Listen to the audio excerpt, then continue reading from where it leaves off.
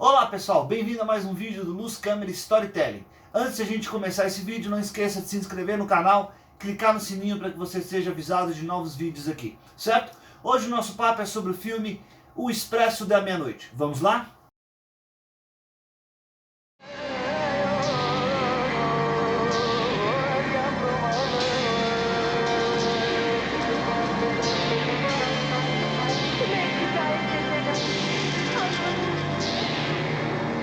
Como vocês escolheram lá pelo Instagram, o nosso vídeo hoje vai ser sobre a direção do Expresso da Meia-Noite. Essa direção é assinada por Alan Parker.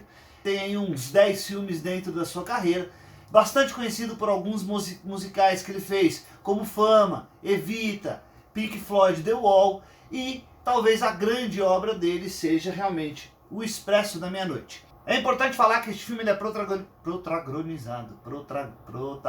É importante falar que este filme é protagonizado por um ator que chama Brad Davis, que já nos deixou em 91. Mas por que eu estou falando disso? Além da excelente atuação, guiada obviamente pelo Alan Parker, uma característica muito forte nesse filme é que vários realizadores desse filme, com exceção dos produtores, estavam bem no começo de carreira. O próprio diretor Alan Parker não tinha feito muitas coisas, foi o segundo filme dele e, na minha opinião, o grande filme que ele já fez, e realmente o que lançou ele em Hollywood. Inclusive ele recebeu por esse filme uma indicação ao Oscar. Esse filme que recebeu 6 indicações ao Oscar e levou o melhor roteiro adaptado e trilha sonora. E quando eu falo que ele é um filme que trouxe a estreia, ou muita gente no começo de carreira, o próprio ator, o protagonista, o Brad, o próprio Alan Parker, era o segundo filme que ele estava fazendo, e o roteirista, que para quem aí já conhece da área de cinema, já ouviu muito falar esse nome dele, um grande roteirista, um grande diretor. Quem roteirizou o Expresso da Meia-Noite foi um carinha, nada mais nada menos do que o Oliver Stone, que nessa época estava em começo de carreira, era um jovem roteirista que ainda não tinha feito nada realmente relevante e recebe a chance de roteirizar esse filme. Aproveitando que eu estava falando do Brad, nosso ator, que interpreta Billy Reyes, Alan Parker falou que nunca em toda a sua carreira trabalhou com um ator que se dedicou tanto para um personagem igual o Brad se dedica aí para interpretar Billy Reyes nessa história. Vale uma notinha, uma curiosidade: um ator que chegou a ser cogitado e conversou com Alan Parker algumas vezes para fazer esse personagem foi o jovem, pelo menos na época jovem, Richard Gere, mas que não aceitou e não estava afim de fazer o personagem.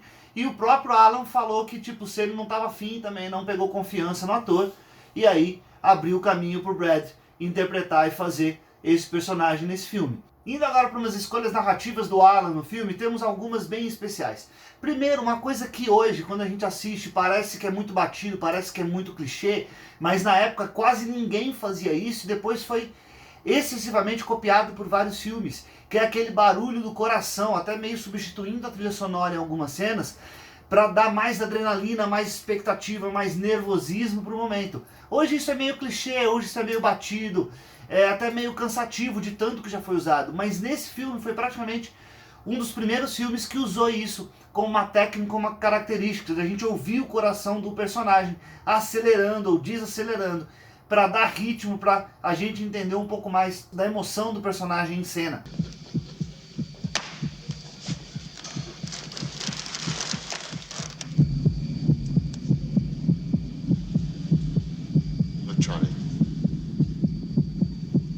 Charlie.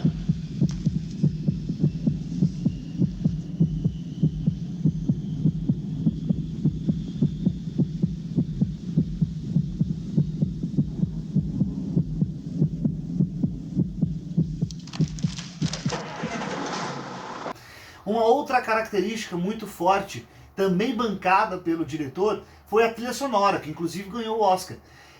A trilha sonora que traz um som eletrônico, ele foge do básico das grandes trilhas de orquestras, feita pela maioria dos filmes na época, e banca uma trilha sonora bem eletrônica, bem parecida com um videogame, para esse filme, que dita o ritmo do filme inteiro.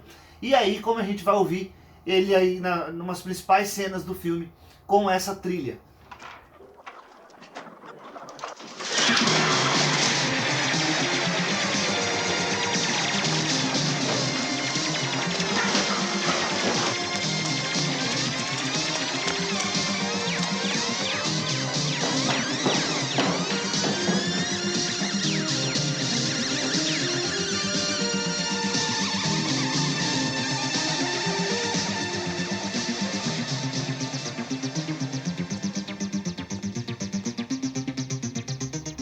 Esse filme, que foi gravado com apenas uma câmera, como eu já disse, ele tinha um orçamento muito baixo, ele não tinha várias câmeras no set. O Alan traz uma característica muito interessante, que é o uso da câmera na mão em muitos momentos desse filme. Só que ele intercalava o uso de câmera na mão com as câmeras convencionais, com o uso mais convencional dela, fazendo um casamento bem interessante. Vale lembrar que na época desse filme ainda não tinha rolado o advento da Steadicam.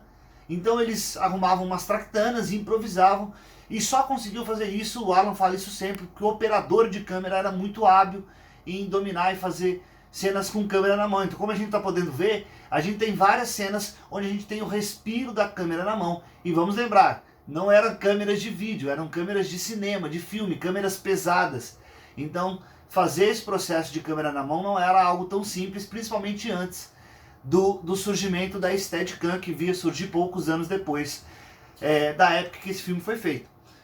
E continuando a falar um pouquinho das escolhas narrativas do Alan, ele escolhe, quando você vai fazer um filme de prisão, você basicamente tem duas coisas para você falar. Se é um filme sobre a prisão ou se é um filme sobre fuga. E ele resolve fazer um filme sobre a prisão. Tanto é que a última sequência, que seria um quarto ato desse filme, do roteiro original, ele foi cortado completamente, bancado pelo Alan. Os produtores ficaram muito putos com ele, inclusive ameaçaram processar o Alan quando ele decidiu não gravar o último ato do filme, que é o ato da fuga do personagem da prisão, onde ele passava por um campo minado, fugia do exército e cruzava até a fronteira da Grécia. Ele resolve não fazer esse final e ele acaba com o final da fuga da prisão, porque a história que ele contou não era sobre a fuga, a história que ele conta é sobre uma prisão, sobre a degradação do ser humano, a decadência do ser humano dentro do ambiente de uma prisão naquele nível, naquele sentido. E, pra gente terminar, só uma curiosidade sobre a questão da produção, que a gente entra bastante no roteiro desse filme. Não que o Alan Parker se arrependa de ter feito essas escolhas hoje, ele só fala hoje que ele faria diferente, mas que era o filme que ele queria fazer nessa época.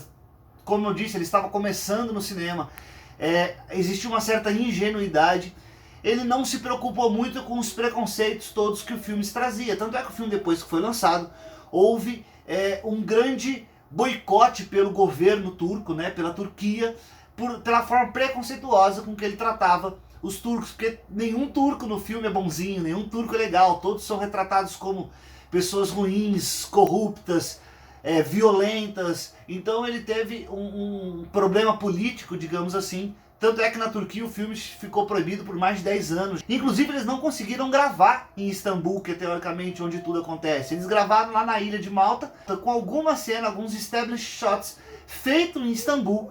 E na hábil mão do editor, casou essas imagens para a gente entender que o filme se passa realmente na Turquia. Mas não, o filme ele é todo gravado na ilha de Malta. E falando isso dele não ser gravado na Turquia e ser gravado em Malta, há uma grande, ele foi sempre perguntado sobre isso, sobre a língua que era falada no filme. Como era um filme de baixo orçamento, eles não tiveram condições de dublar o filme inteiro em turco depois. Pouquíssimos atores deles falavam turco, então eles falavam o próprio maltês, que é a língua da ilha de Malta, ou inglês. Não gravavam o filme falado em turco. E qual que é a defesa criativa do Alan nesse processo? Que para ele não importa. O que importa é um cara que é aprisionado fora do seu país. Não importa se é na Turquia ou não, o que país que seja, só importa que esse local seja completamente estranho para o protagonista. E olha que interessante, ele escolhe narrativamente não legendar todas as falas das pessoas que não falam inglês, para que a audiência se sinta no mesmo lugar do personagem, completamente perdido sobre o que está todo mundo falando, sobre o que está todo mundo discutindo. Então ele não legenda a língua, tudo que é falado que não é no inglês.